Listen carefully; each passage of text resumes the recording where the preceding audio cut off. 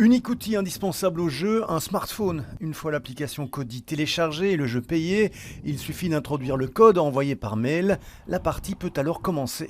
Alors on doit faire une photo d'équipe pour le moment, c'est la première mission et donc on va le faire.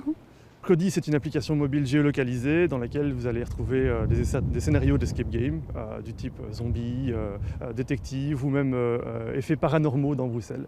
Ce samedi, une horde de zombies a infecté le centre-ville. Les joueurs doivent s'échapper du piège qui se referme sur eux. Pour y parvenir, ils vont résoudre des énigmes, répondre à des quiz, faire des choix vitaux. On a le choix entre aller chercher du ravitaillement, un kit de soins ou alors une arme. Qu'est-ce qu'on fait ?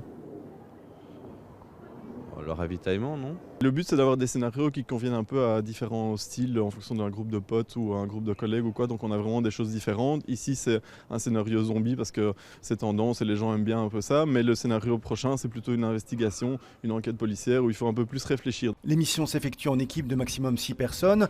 Un parcours collaboratif en extérieur d'une durée de 2 heures. Que les énigmes, on doit se concerter, on doit un peu voir ce qu'on va choisir, la meilleure des options, et en fonction de ça, ça imbrique le scénario aussi. Cet Escape Game 2.0 est aussi l'occasion de découvrir la ville ou de la voir sous un autre angle. On voit des éléments qu'on ne voit pas spécialement puisque même quand on habite la ville, on va d'un point A à un point B. Donc là, le jeu nous fait un petit peu lever la tête et prendre conscience de certains éléments dans la ville, donc c'est sympa.